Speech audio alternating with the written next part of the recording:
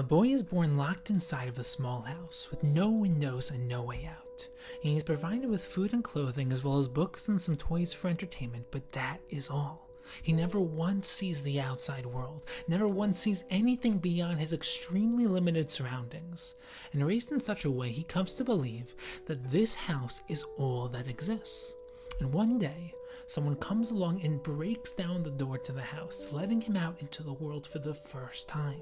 And naturally, he is in absolute awe of what lies around him.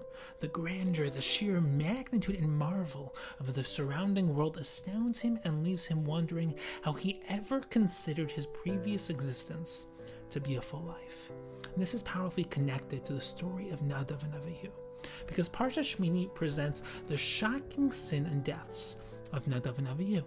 The pasuk describes how during the Chanukas HaMishkan, the inauguration of the tabernacle, Nadav and Avihu offered the ketoras, the spice offering, and were engulfed by divine flames. And this episode is both striking and perplexing because the psukim don't clarify what their sin was or why it warranted such a harsh punishment. At face value, one might think that they acted righteously, sacrificing and offering to Hashem in the Mikdash. So what then was so egregious about their actions? So Rashi quotes the Midrash, which explains that Moshe already knew that two of the holiest people in Klal Yisrael would die on this very day, the day of the Chanukas HaMishkan. And Moshe originally thought that these two people would be Aharon and himself, but it turned out to be Nadav and Avihu instead. And this Midrash makes it clear that Nadav and Avihu were on a tremendously lofty level. And if so, how could they have done something so egregiously wrong, something that resulted in such a harsh heavenly punishment? So the Ramban therefore takes a unique approach, suggesting that the only problem with Nadav and Avihu's avoda was that they brought the ketoras offering without being commanded to do so. And this view is drawn from the explicit statement of the pasuk itself, which says that Nadav and Avihu brought an offering asher lo tziva osam, that they were not commanded to bring.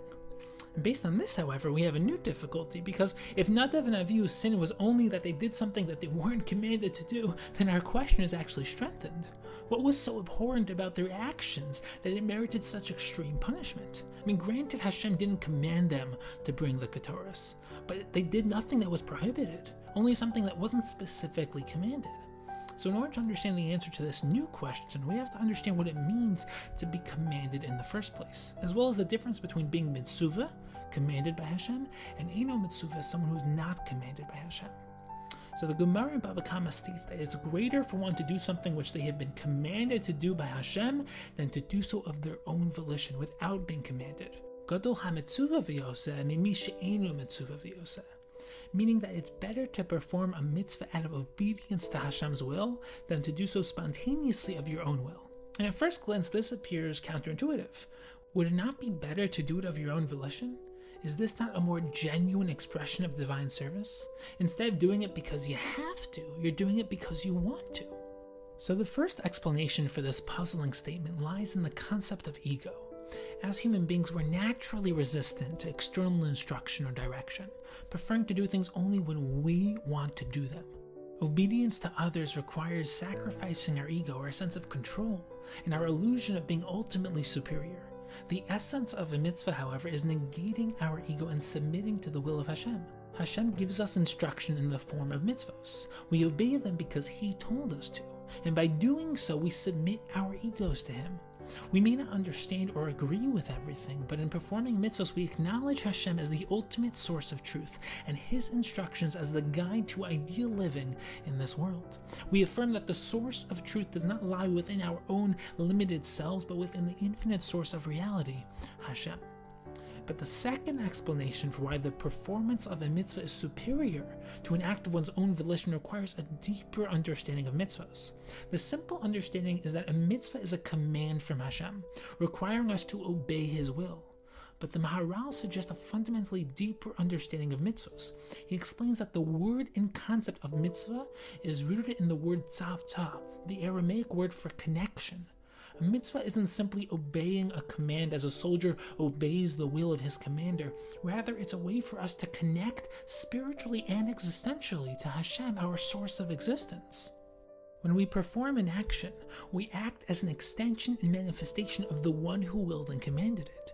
To illustrate, when you decide to lift your arm, the act originates within your will, and your lifted arm is an expression of that original will. When Hashem commands something and we fulfill that command, we bond to and become part of something infinitely greater than ourselves, Hashem. Hashem wanted this to happen, and you are now accepting His will, attaching yourself to it, and making His will your own.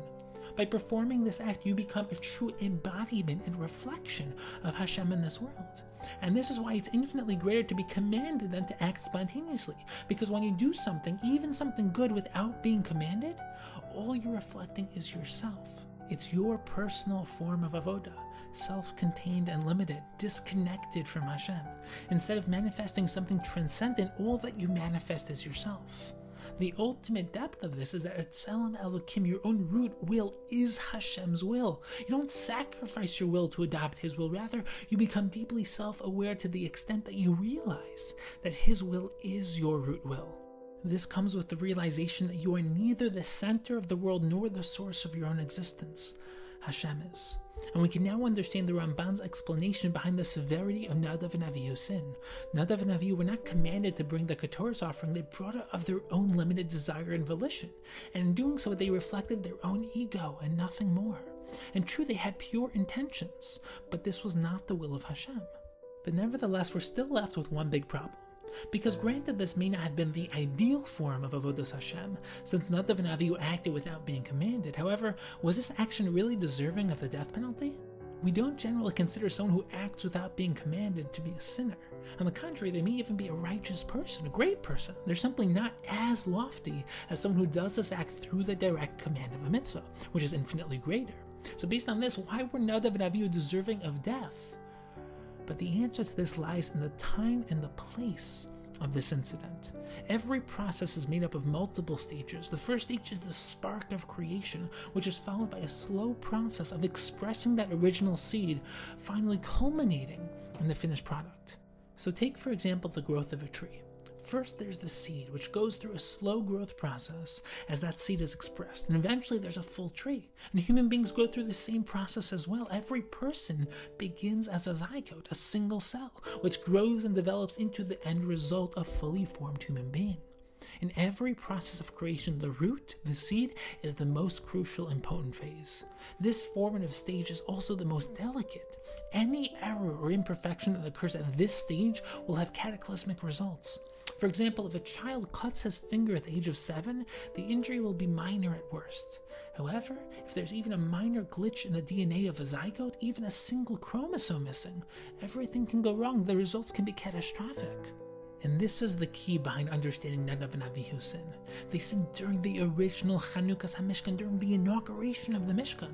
The Nefesh HaChaim explains that this building of the Mishkan was like the rebuilding of the world. This creative process was in its root stage, so anything even slightly amiss would be devastating. We simply could not afford to begin with anything out of place, anything except for perfection, because otherwise the Mishkan would be built on these faulty principles. And this is why Nadav and Avihu received such a severe punishment, because they sinned at the root stage of the process. Their act and its repercussions were multiplied exponentially due to the timing. And what does this tell us about ourselves? Every act we perform is multi-layered, and our decisions must reflect this sophistication as well. First, we have to determine what exactly we're doing. Is this action a reflection of a deep truth, and therefore objectively valuable, or is it meaningless? And next, we have to question why we're doing this act. Am I doing it with the intention of connecting with the infinite will of Hashem, or am I simply expressing my own limited ego? And as we then proceed to undertake the action, we have to ask ourselves, how are we doing it? Are we maintaining our commitment to idealistic connection as we perform the act, or are we just going through the motions? So may we be inspired to search for the truth, to live by that truth, and to connect with Hashem in the deepest and truest of ways.